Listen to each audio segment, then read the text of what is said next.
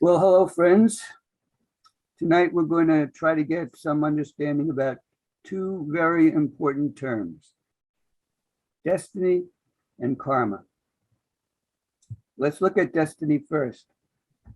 We looked it up in the dictionary, and it says it's the inevitable, predetermined course of events. Most people take it to mean it's something that was meant to happen. Like two people falling in love, they say it was meant to happen that they should meet and fall in love. Or a rock star climbing to the top of the charts suddenly. It was his destiny, people say. But the idea of destiny raises a lot of questions, important questions, like, is there a plan for life? Or does everything happen haphazardly, at random? If there is a plan, who's behind it? Or what's behind it? And if there is a plan, does it determine totally everything that's going to happen? And we are just actors following the lines of an already written play. Do we have free choice? To answer these questions, we need to look at the other term, karma. Because karma explains better than anything else how this whole universe works. It gives us an explanation that is logical, reasonable, and soul satisfying. The word karma means literally action. It's the way the universe acts, and it acts according to law. That law can be described in different ways. It's the law of equal and action and equal and opposite reaction. You throw a ball against the wall directly in front of you, it comes right back to you with equal force and direction. If you throw it against the wall at an angle, it will bounce off the wall at an equal and opposite angle. It's also called the law of cause and effect. Every action is a cause, and it brings about an effect. Every effect that we see in life has a cause, and every cause has its effect. If you plant a broccoli seed in the ground, a broccoli plant will come up, not a carrot or a rutabaga. It'll be broccoli, and that's the law. That's the natural effect of the cause that was produced. It's expressed quite lovely, in a lovely way in the Bible, as you sow, so shall you reap. And it works not only in the material, physical world, but it works on all planes of life, and especially on the moral plane, at least as regards to human beings. Another way to describe the law of karma is as the undeviating and unerring tendency of the universe to restore equilibrium. And it does this incessantly. The universe is always trying to maintain and restore balance, harmony, and equilibrium. Whenever a disturbance is created, it reacts against that in order to restore the original balance. The metaphor is often used of a body of water, say a pond. The pond is calm, it's in balance. A stone is tossed into the pond, a splash occurs and ripples go out from the place where the stone hits the water.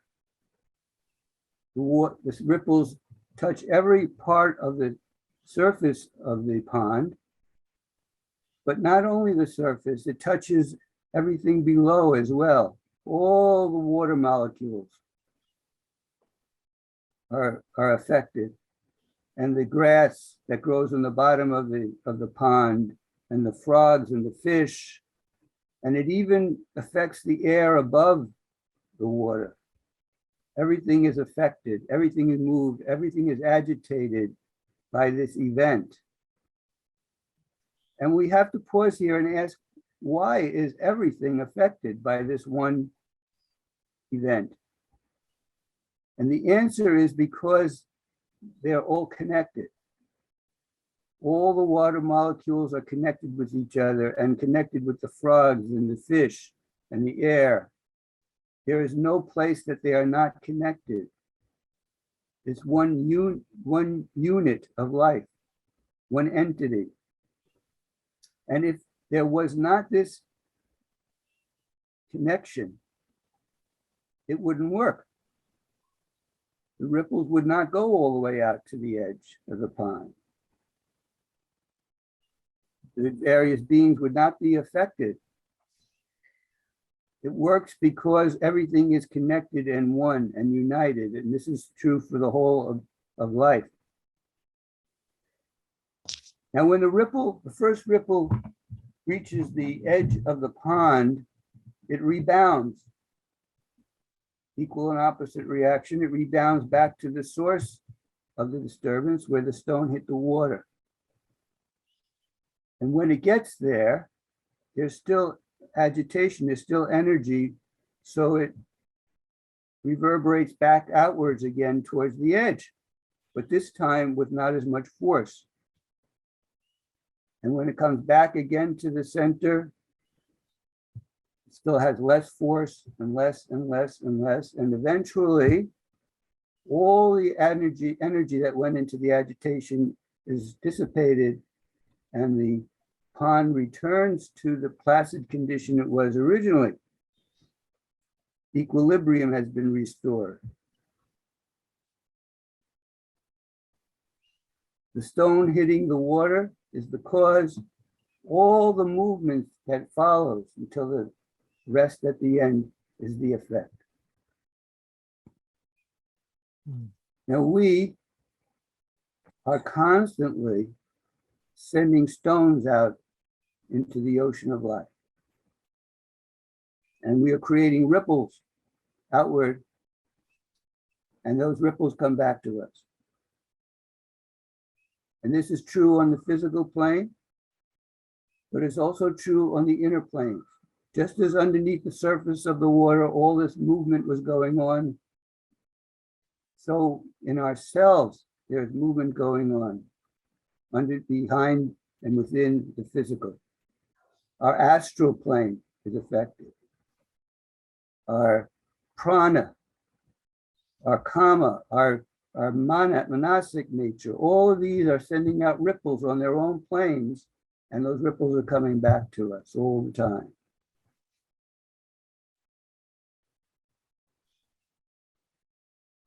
Now, these ripples could be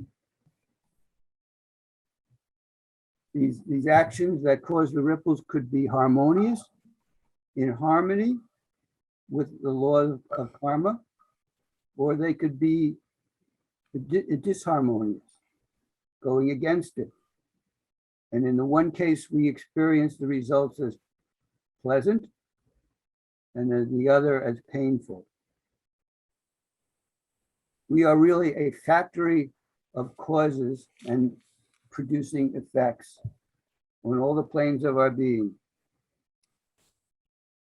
And it's not just us. There's 9 billion of us doing it. Creating a knot, a huge intricate web of cause and effect, strands intertwining with each other. And karma, with inconceivable intelligence, fairness, non-judgmentalism, perfect mathematical accuracy follows each and every one of the strands and brings each cause, it produces the proper effect for each and every cause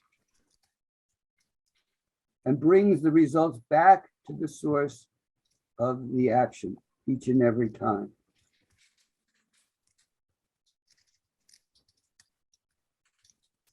And when it supports the harmonious actions, it pushes them along, and it rubs up against the disharmonious ones.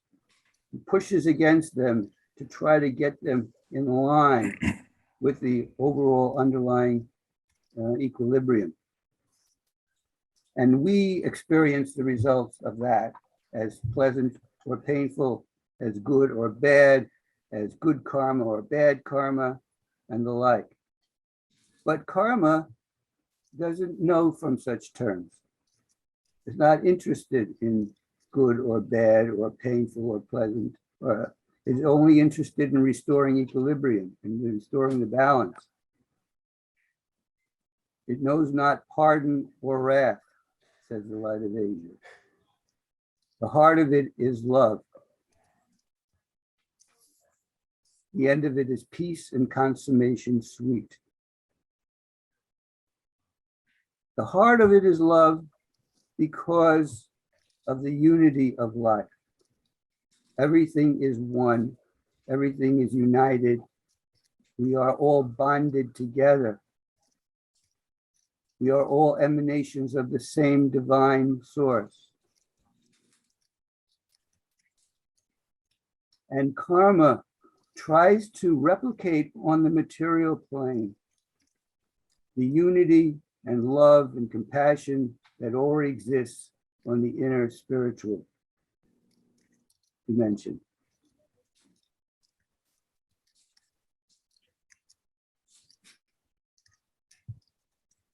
Karma can also be called the law of self-responsibility. As we've seen, we are the creators of the causes and we are the experiencers of the results. Therefore, we have made ourselves what we are. We are the result of what we have thought and felt and said and done throughout this life and in previous lives. And we are now setting up causes, the results of which we will experience later in this life and in future life. Nobody else did it. The government didn't do it. God didn't do it. Karma didn't do it.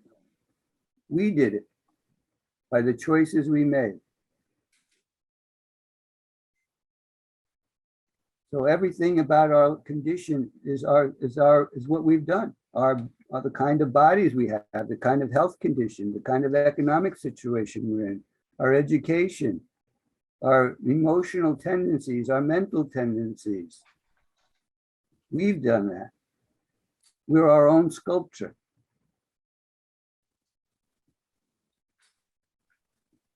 All right, so let's go back to the original questions and see now if we can answer them a little bit better. Is this universe, does it proceed at random by chance? Well, clearly not. There is a huge intelligent design underlying everything that's in life. The intricate operations of an atom or a solar system, the incredible harmony and workings of our bodies, the respiratory system and the circulatory system and the cardiac system, all working together with incredible intelligence, and the movement of the spheres and the universe, the solar systems, the galaxies, incredible harmony. So there's law, there's design, there's intelligence underlying it all. Now, there is therefore a plan. But again, we have to ask, does that mean that everything is determined ahead of time? Is there freedom involved?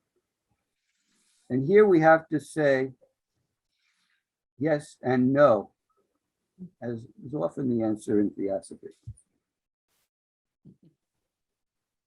Why yes and why no? Well, there's an old saying that man is supreme as to cause, but not as to effect. Once a cause has been set into motion, the effect has to follow, has to take place. It's determined to take place. It's destined to take place. If you shoot an arrow from the bow, letting the arrow go is the cause. The arrow has to find its own determined destination. If you want it to go another way, it's not much you can do about it. It's gone. It's out there. Karma is taking care of the rest of it. It's going to bring it to its inevitable conclusion. If you want it to land in a different place, you got to get another arrow. And you got to put it in the bow and shoot it again. And that's a new cause, which will have its own effect. And that effect is determined, and it has to happen. There's nothing you can't withdraw. You can't have a do-over. It's done. The combined effects of various causes can mitigate each other, can affect each other, but they're all separate causes with a seemingly combined effect that we experience. So we say that we produce causes and there is freedom in our choosing the cause, but we are not free as to the effects. So there's a bit of both involved. There's a destination component and there's a free choice component. Let's see how this works. If we take an example. Say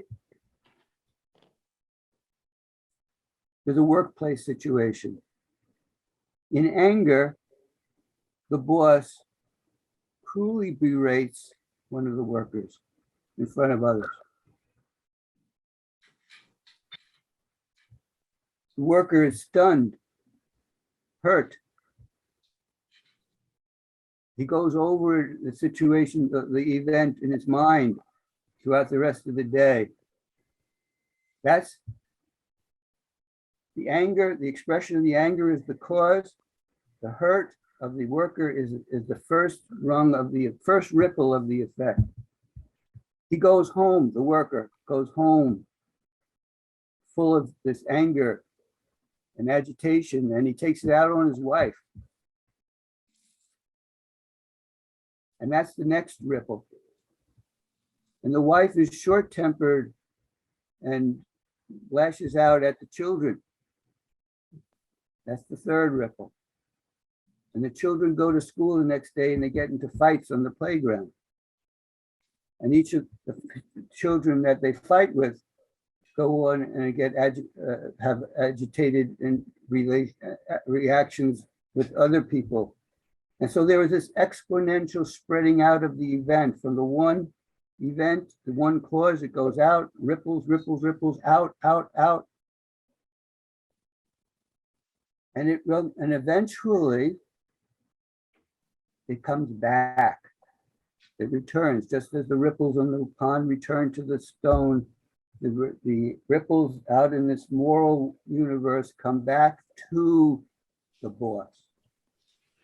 It could be days, it could be months, it could be years, it could be lives. It doesn't matter. It has the full strength of the initial act. And it comes back to the boss. Now, someone is berating him cruelly. And that's the completion of the cycle of the act. Now, what's going to happen? Now, he has a choice as to how he's going to respond. There is in nature a moment when there's the end of one action and the beginning of the next. There's a transition. Like when the end of autumn comes and the beginning of the winter, there's a solstice, which means literally standing still. And between the last moment of waking and the first moment of dreaming, there is a transition, there's a gap. And in that moment is the moment of choice.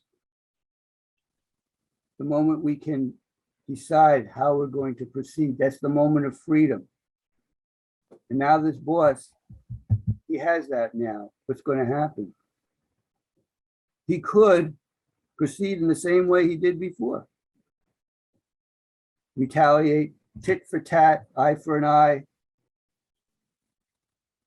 The old anger skanda, the anger tendency is aroused. There's a very strong propulsion to respond in that same way he had over and over and over again. That would be unfortunate. That happens so many times, but it's unfortunate because there's no learning. There's no growth. Karma has brought him back his lesson. His action has come back to him. Karma brings it to him and says, what are you going to do? But he doesn't grow. And even worse, he has strengthened the anger tendency in himself. He's dug it deeper into his nature. He's repeated the action, the feeling, the thought, and it made it even more a permanent part of his nature.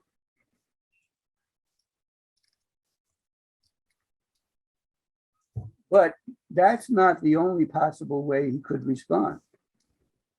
There's freedom here, the potential. Maybe something has happened. There was a lapse of time between the initial event and the time in which the final result comes back to him. And in that time, things may have happened.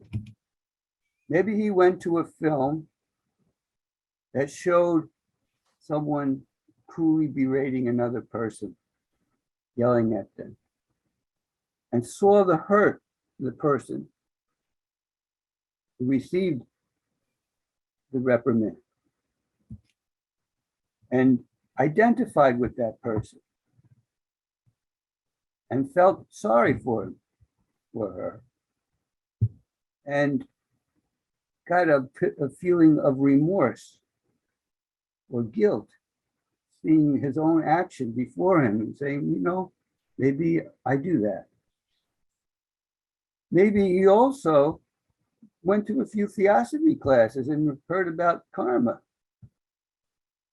and reincarnation and cause and effect and all these things and said, gee, that makes sense. So now with that in mind, when this hurt comes back to him, the anger comes back to him and he responds, he says, wait a minute, I don't have to respond in the same old way anymore. I could do better. And so when the anger comes to him, he shows forbearance. He remains calm. He even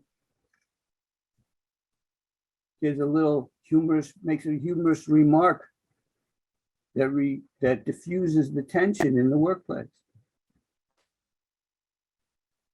And this sets up a whole new effect. This new action, this new cause sets up a whole new effect. Now the worker goes home and he's not agitated or angry. In fact, he's recalling the humorous remark and he tells it to his wife and they both have a laugh. And they all play games with the kids and the kids are in good humor the next day. They have play in a friendly way with their schoolmates who go off and likewise, and spread joy in this great ripple of action that eventually comes back to the boss again. Now a positive action has been made, which he receives the effect of. And he says, and he feels it as pleasure, as joy. And so now what has happened, he has changed his nature slightly, perhaps, but he has made a dent. He has not fallen into the same trap. He's not a rat going over the treadmill over and over again. He has shaped his own destiny. He has transformed himself. He has weakened the anger tendency and increased the compassion tendency. Now the anger skanda, the anger tendency will repeat because he has done it many, many, many times before.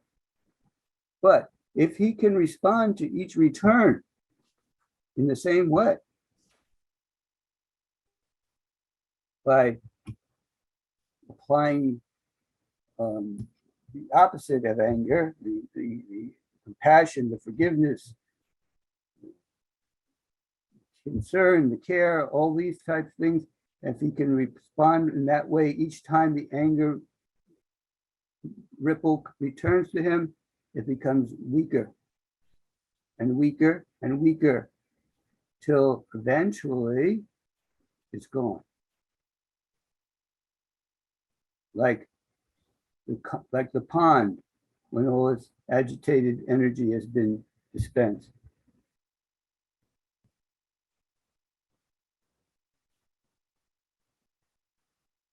So then there is equilibrium. And he need not experience that anymore because the lesson has been learned. When the lesson's learned, karma doesn't need to bring it back to him anymore. He can go on to the next challenge. And this is how we evolve. Through self-induced and self-devised efforts, we transform ourselves from angry to compassionate, from greedy to generous, from hateful to loving, from agitated to calm.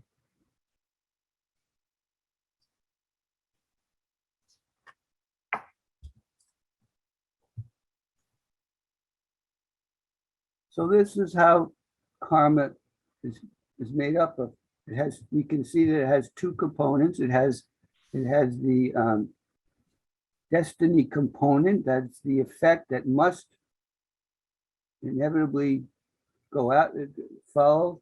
It is predetermined by the cause that established it. But there is a free will component. When we set up a new action, we have freedom of choice. Now, this freedom is not absolute. It's relative. It depends on a lot of different factors. But the most important factor probably is how much self-control do we have? How much mastery of our own nature do we have? The person who has no self-control, the person in whom the senses are constantly clamoring for attention, the passions are constantly storming away in conflict, in whom the mind is constantly racing and wild and uncontrolled. Such a person has no freedom. When the moment of choice comes, he races right over it. He doesn't realize that there's an opportunity here. She doesn't know that she could give a different reaction. She just automatically reacts. as has always been, as they've always done.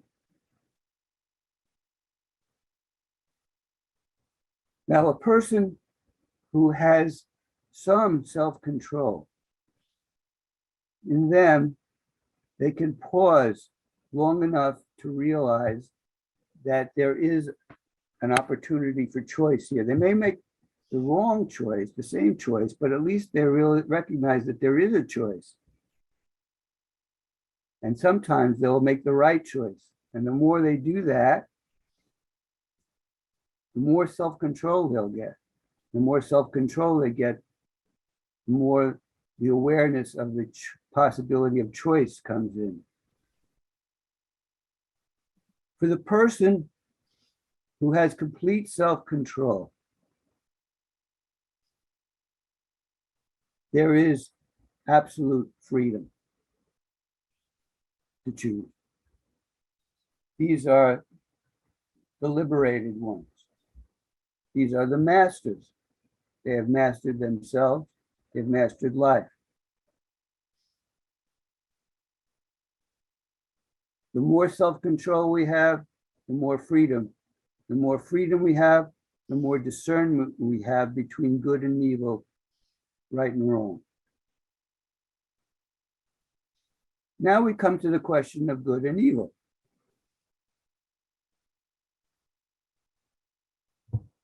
And to get into that idea, we want to tell a little story. This is a story from the Zen tradition called Here Too It Is Good. A master and his disciple were traveling from place to place, giving instruction in the truths of life, the Four Noble Truths, including the Eightfold Path. But the thing they wanted them to understand, the people to hear, to understand, to acknowledge, to follow, and to know in their hearts was simply, here too it is good. Here too it is good. No matter what happens, how terrible things may be, here too it is good. The people scratched their heads. They rubbed their chins. What are you talking about? The wheat fields dust, dry as dust. The sheep are sick. Our children are hungry. They're crying for food. How can you tell us here too it is good? So the master and the disciple explained to them about karma, about sowing and reaping, and about how each moment is a lesson that the people understood. They saw, they got a glimpse of what they were talking about. They said, here too it is good. One day, the master and the disciple were traveling through a desert land, very arid. They were very hungry, very thirsty, so tired they could hardly stand. Suddenly, the disciple sees the lights of a distant town. And he says, hurry, master, hurry. And he starts running ahead. And he goes on for a while, and then he looks around and he realizes he's all alone. He looks back and he sees Wolf, the master, walking at his usual pace. So the disciple stumbles back to the master. And the master says, what? What does the master say? Here too it is good. That's right. Here too it is good. Here too it is good. Now, when we hear this story, something in us probably balks. Well, what about child molesters? What about cancer? What about Auschwitz? Can we say this is good? Was this good? Should people say that when they're in these situations?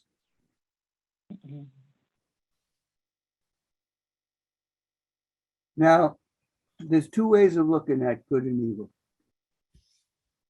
There's the townspeople way, and there's the master's way. The townspeople way is things are pleasant or painful. Things are good or bad. There's rewards, there's punishments, there's good karma, there's bad karma. Everything is dualistic. They're proceeding from their lower nature. And that's how things appear to them. The master sees things differently. The master sees things from a higher plane.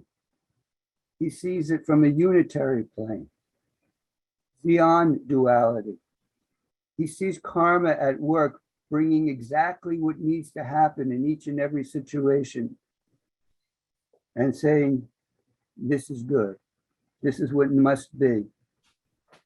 He sees good as beyond good, and there is a good that is beyond good and evil. There is an absolute good. There is a platonic good, a goodness itself.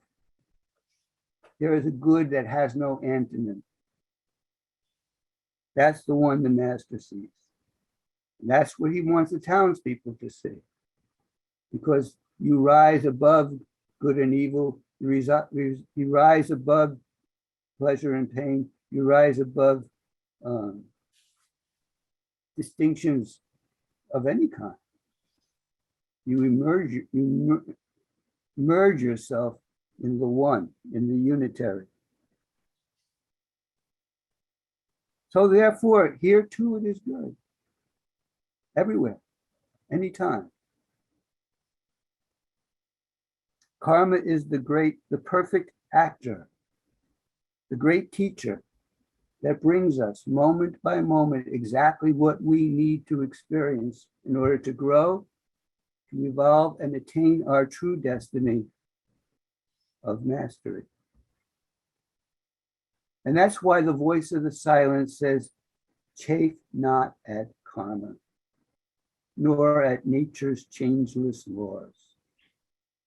Struggle only with the personal, the transitory, the evanescent, the perishable.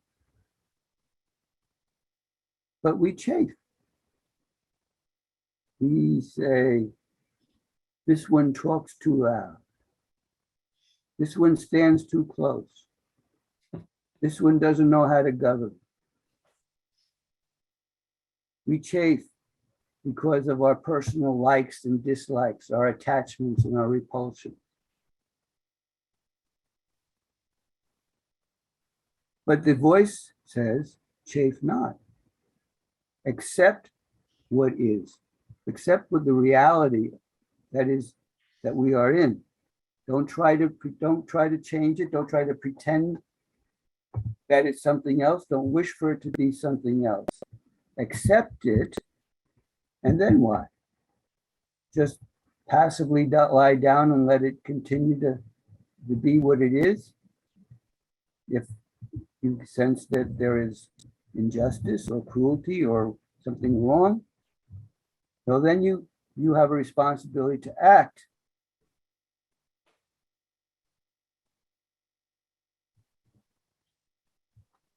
We have a responsibility to act, as it says in the Bhagavad Gita, act as seemeth best. And as it says in the Bhagavad Gita, act in the right way. Perform action in the right way. It's not enough to do the right action. You have to do the right action in the right way.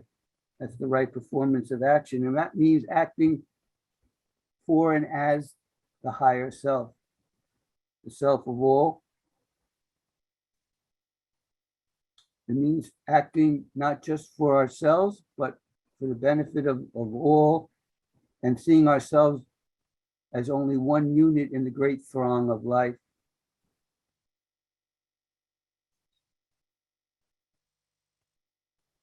It means giving up the results of action as far as our own self is concerned. It means being equal-minded, neither liking nor disliking, and loving all. It means acting with all the components of our being in harmony with ourselves and with life, our body, our senses, our feelings, our mind, helping nature and working on with her, being a benefactor of life, karma's friend and ally.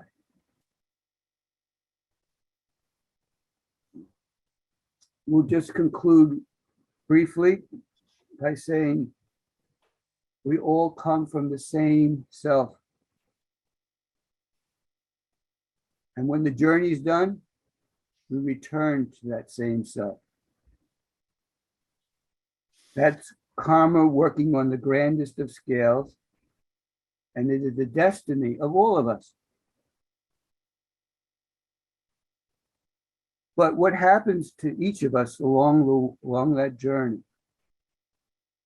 is the result of the choices we have made along the way.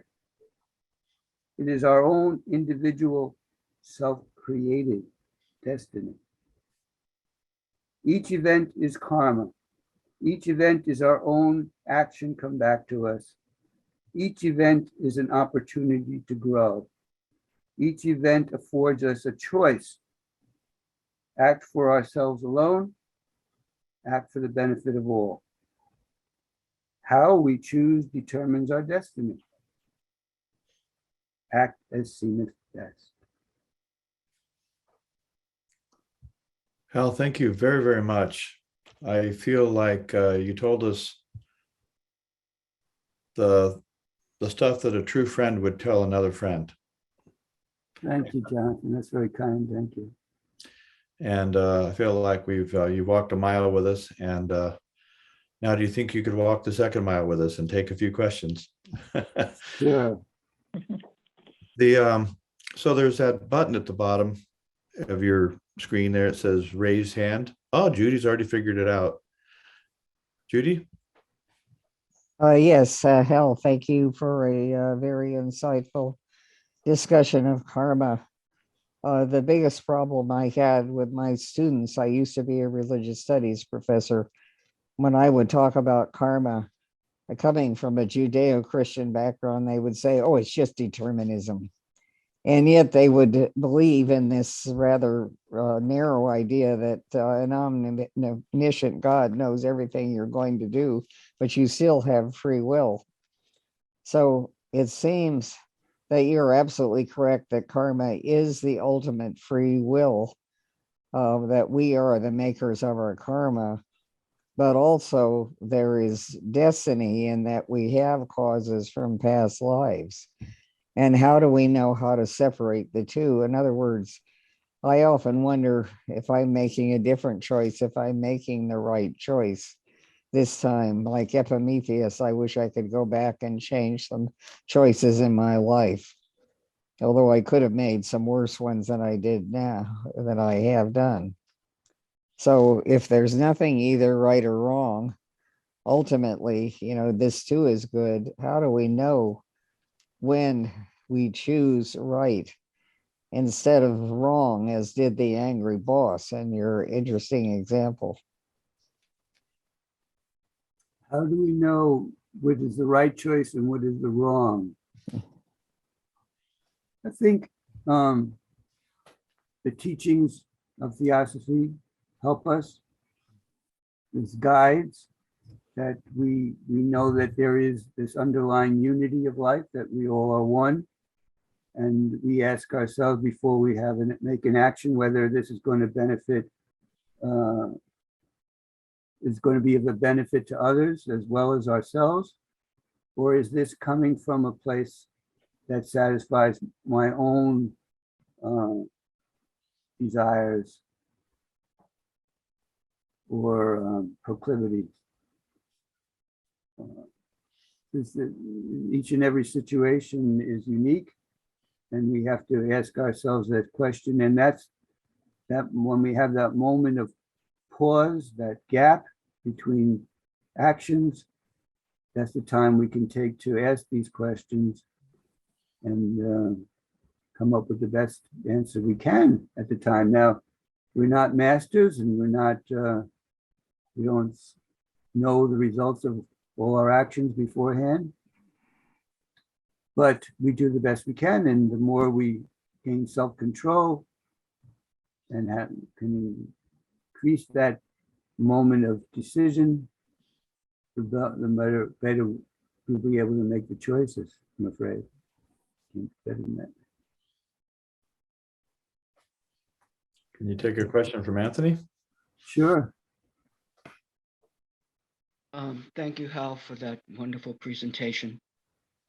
My question is, would it be wise to use discretion with some people in explaining karma when they might be suffering and the last thing they want to hear is the doctrine of karma and that they are responsible? I was wondering if you have any ideas on that. The question is it good to present the idea to karma, or is it good to use discretion in deciding when to talk about the law of karma? We would certainly think so. You have to take. Remember, there was a psychiatrist named Abraham Maslow, I believe his name was, had this hierarchy of needs. I forgot exactly what it was called, but it was basically where you give the patient, in that case, you treat the patient on whatever level they are at. If someone is starving and homeless and on a very, very subsistence level of existence, we don't start talking philosophy with them. We give them food and shelter. And if they, are in a full of emotional turmoil, they're not in a condition to hear about philosophical ideas and things like that. You try to calm them, give them something that would calm them. Maybe music or a warm cup of soup, and so forth. And when we have to assess when a person is in a certain state that they can be receptive to these ideas. And also probably feel them out a little bit to see where they stand on, how they feel about things. Sometimes we find out a lot, rather than telling people about stuff, we find out more by asking them where they're coming from. And that can grow into a discussion, or it may not. You have to put it out as a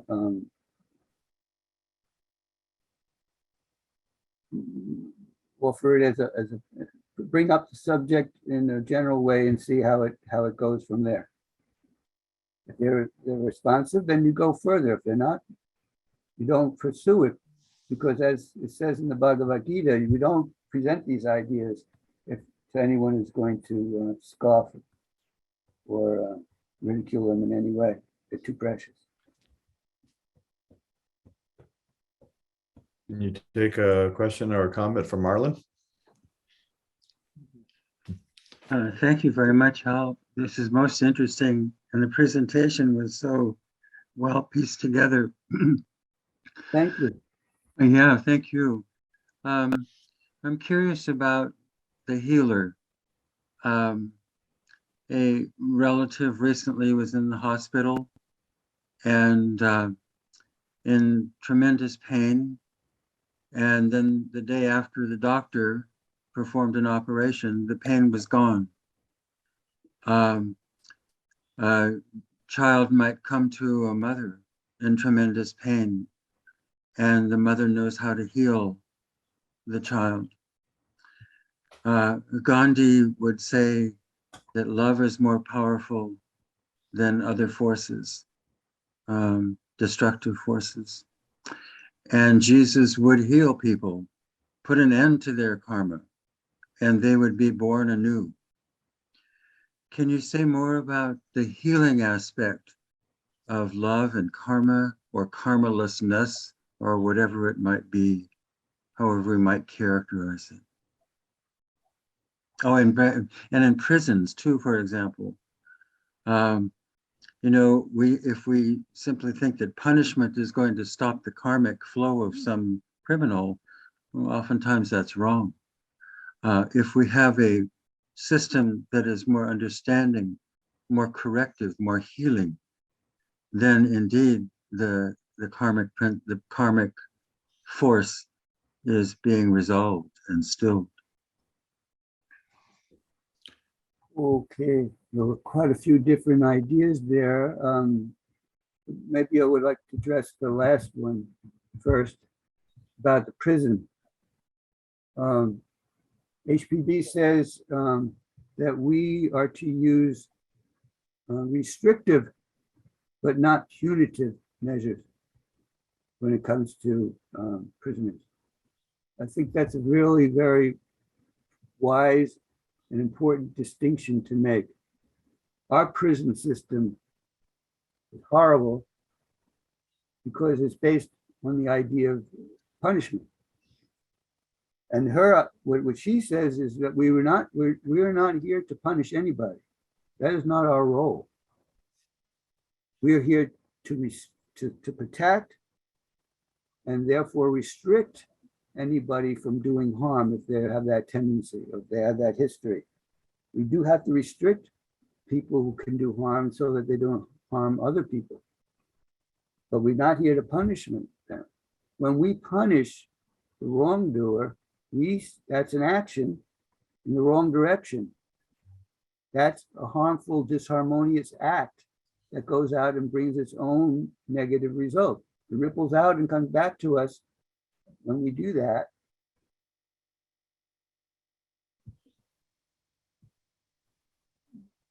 So would restrictive would be to treat the people humanely and kindly, and give them an opportunity to grow and to be truly rehabilitated. And that's operating in the direction of love. That gives a situation where the people could be healed in a way, to some extent. There is Yeah.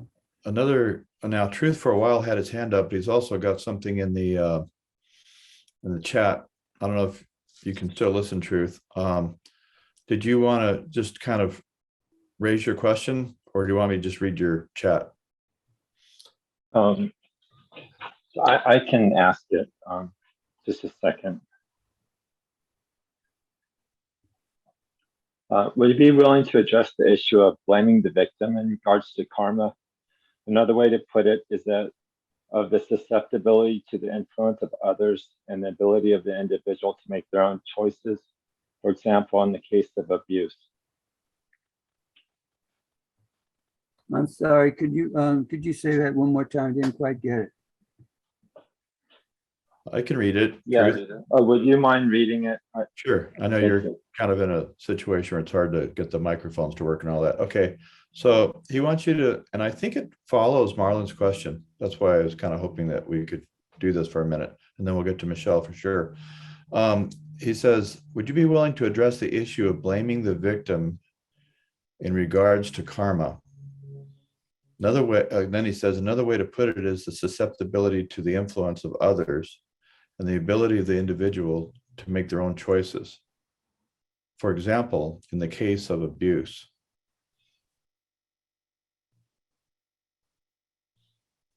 One of those nitty-gritty questions.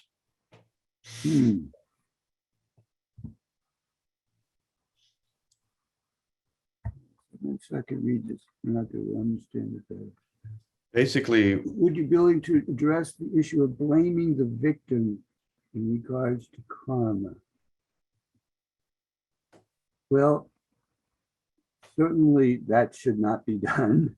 Um, we are to rise above praise and blame to ourselves when it is comes in our direction, and we should be above it in terms of giving it to others. Although I would be a little bit more lenient in giving out praise.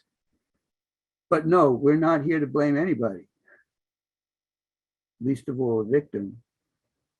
Another way to put it is the susceptibility to the influence of others. And the ability of the image to make their own choices. I'm not sure, I'm quite sure what's going on there, but I think that we are susceptible to the influence. Certainly we are susceptible to the influence of others. What other people do or actions, and we can feel the effects of those actions. We're more susceptible if we ourselves have created actions of that kind.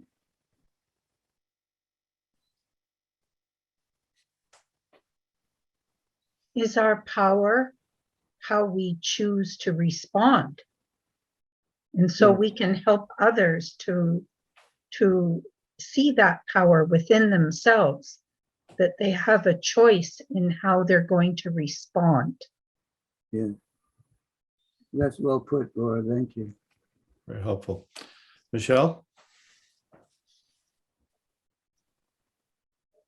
Hi. Thank you for your presentation, Hal. You're welcome. I have a two-part question. And this is for you or anyone that wants to comment on this. So in the Aquarian Almanac for this week, the quote for the week is from Hermes Magazine. It says, "Every individual has a karmic curve, and at each point has potential access to the sum total of karmic energies generating that curve."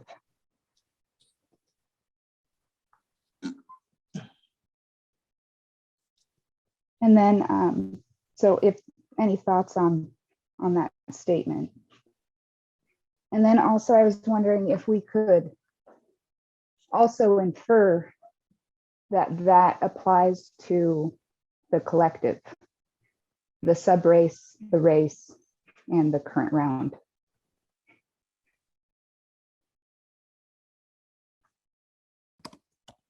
Could you read that quote to me again, please? Yes, of course. Every individual has a karmic curve, and at each point has potential access to the sum total of karmic energies generating that curve.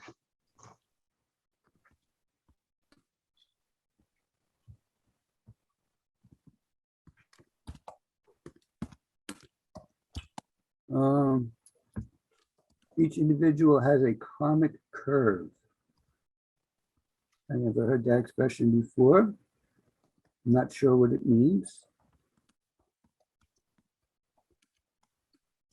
So maybe other people have an idea about that. I'm going to put it in the chat here. And let's see here. There we go. So if you want to read it in the chat, if you're gonna, you could probably see an idea of what it is doing.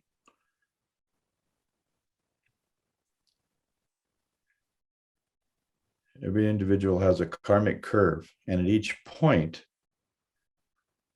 has potential access to the sum total of karmic energies generating that curve.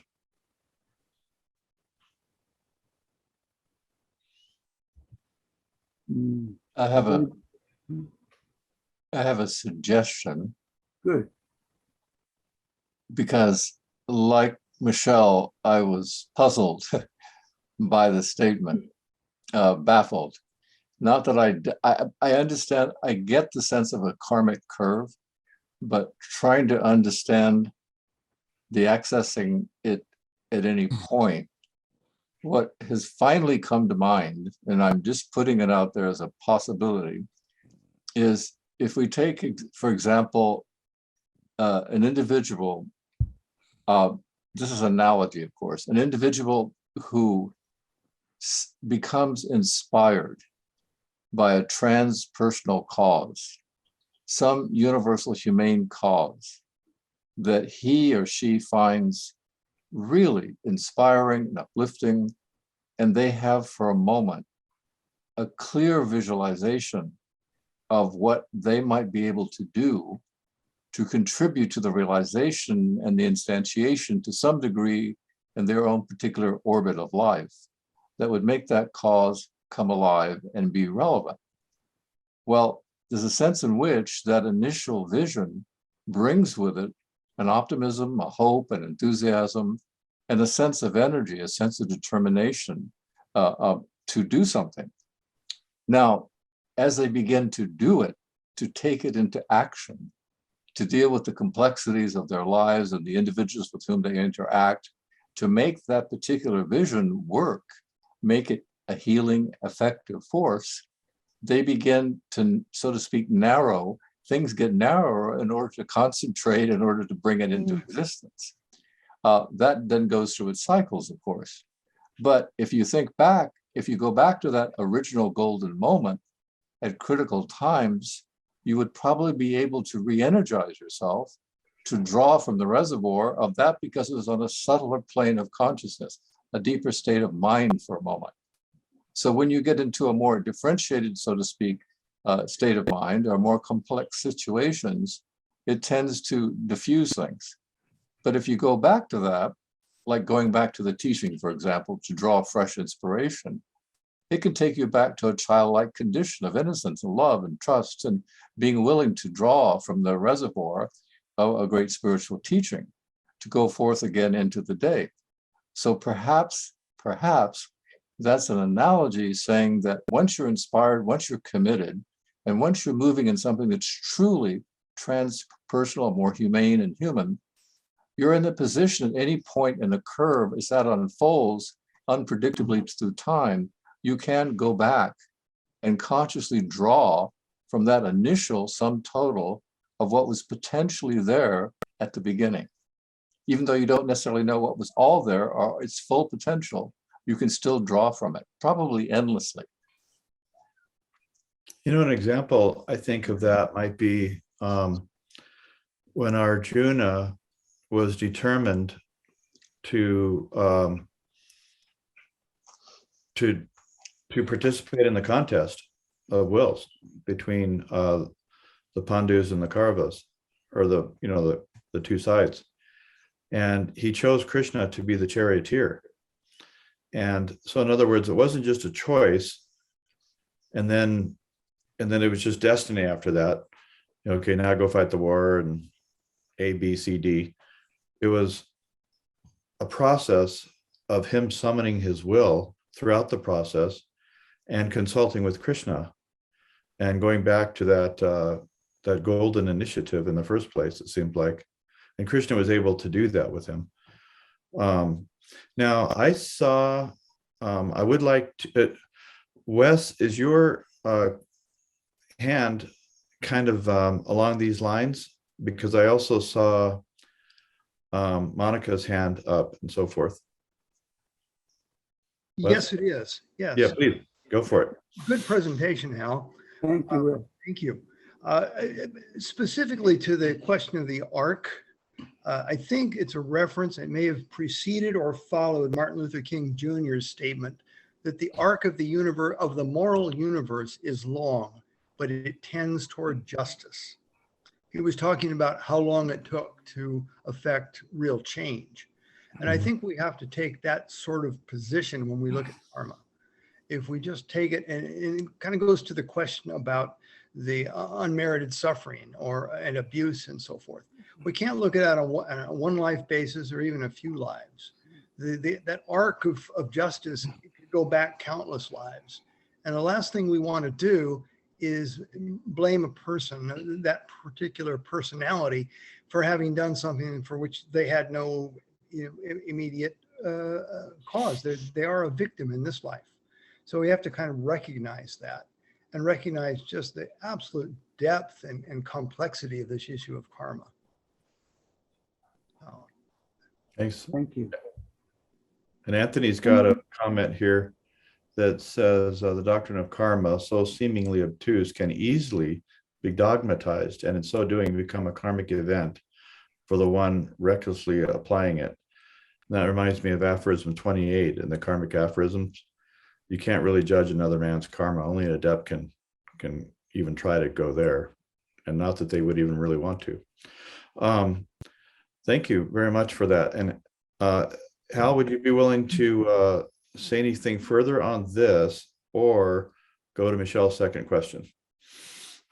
I feel like I'm going between Scylla and Charybdis. It's not easy. Either way, it's fine. Oh, so I'm commenting about what Anthony said about making karma a, what would it, tell me again, Anthony?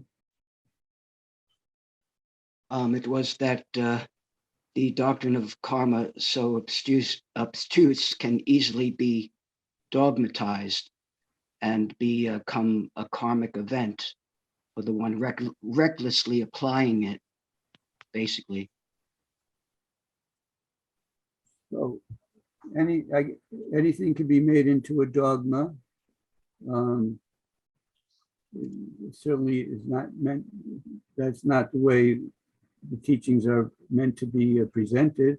As if we would present them as the model is HPB, so when we present these ideas, present them as propositions for people to consider, to give people the opportunity to decide for themselves, self-reliantly, what is true and what is not, what works and what doesn't.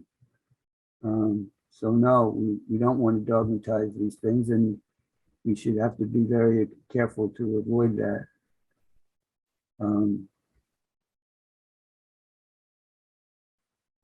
If one understands karma and expresses it truthfully, it wouldn't be, that wouldn't be dogmatized. Can you take Michelle's second question? We're kind of out of time, but we should. Michelle, why don't you?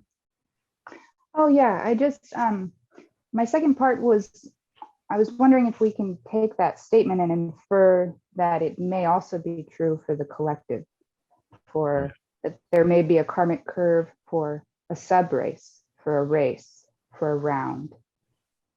Or even, I wonder if this curve, so to speak, is beyond an individual incarnation. Jim? Where's Jim? Jim understands this better than I do. Well, just one thing, I mean, I hope Jim does mention something, but Wes's comment about the arc of the moral universe is long, but it bends towards justice. Yeah, that would be individual karma, but it also would be the karma of a civilization, it seems like. Well, yeah, don't forget Gandhi was very strong on this point that you do absolutely, the collective is critical. And for the individual to, as Hal was saying a lot, to accept the situation. If you don't accept the situation at some level of reality in terms of where things are, you're going to end up being a very frustrated reformer or revolutionary. You're going to end up feeling and becoming very impotent. So if your perspective on time and timing becomes very important to the true revolutionary, because you've got to work within the system to see where the system is such that it can be transformed if possible, and where you can make a difference. And so it's very important to see the curve in that sense. For example, when Gandhi was once questioned about something that finally came about after almost 20 years of effort, and the reporter says, boy, that is just such a long period of time to work on something, and it's such a little change that you brought about on this particular issue. And Gandhi said, well, what does it matter if it was 1,000 years? I mean, 19 years is pretty small. it's your perspective that really matters. And you need, if you're really committed to the collective, you have to work and accept where it begins, where you're beginning, and then see and how many people join in. That makes a vast difference. And then how many people you can inspire to carry it forward into the future beyond you. Robert Owen, a great utopian socialist, told his son, don't worry about failures. You take the torch and you continue it into the future. That's what's really important. Don't worry about results. Just keep that light burning.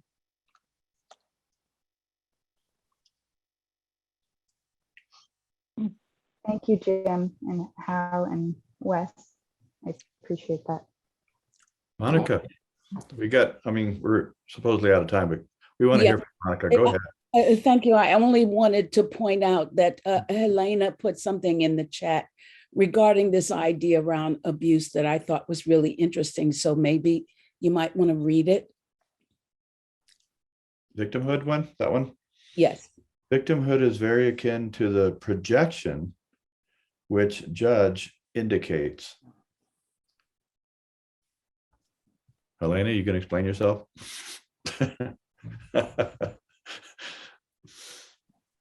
Victimhood. Well, when Judge warns about how different conditions, envy, anger, etc., how they can get us into trouble and how they literally can color our astral body, and he talks about projection. And when you think about it, when someone is a perpetrator, one of the strategies they might use, and we're studying this more and more all the time in pathology, somebody with a personality disorder, borderline personality, some of those sociopathic, narcissistic traits. And we're talking about extremes. People can have a mild touch of it, but a perpetrator will project his shortcomings onto the victim and reverse it, because he hasn't healed himself. So he projects his pathology onto other people who don't have the issue. So you see that a lot with Trump, he shoots right away because he's projecting all the time. And it's a pathology, it doesn't make the world a better place to live by a long shot.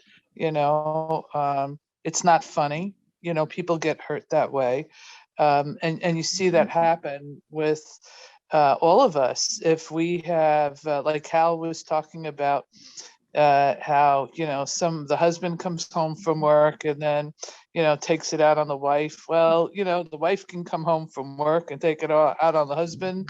And, the karmic line goes on and on and on. And projection is one of those things that makes that cycle go on and on in a negative type of way, because what we haven't healed, we see in other people. When we judge people, the first thing we should think about is, what part of me am I seeing and projecting into, when I notice somebody's ego or somebody's whatever.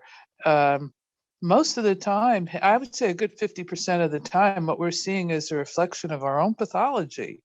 But we can't admit it. We don't think of filtering, our actions and our behaviors. And if we understand the law of karma, we would say, boy, why am I doing that? And we would take a pause to try to figure out where did that negative thought come from? And am I out to lunch? Do I need to eat? Am I hangry? Am I, all these other things? But, where do those negative thoughts come from? Because we create those skandhas, and, they can add up over time. Either way. Wes, do you have your hand up still, or is that just from before? Oh, that's from before. Sorry. Okay, no problem. Hal, thank you very, very much. And you've given us food for thought.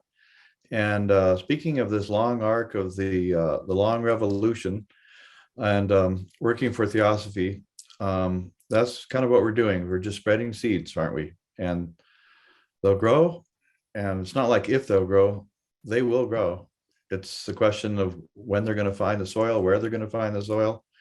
And it's a privilege to be able to try and help plant these seeds. So thank you very much for everybody. Thanks for your attendance and a beautiful presentation.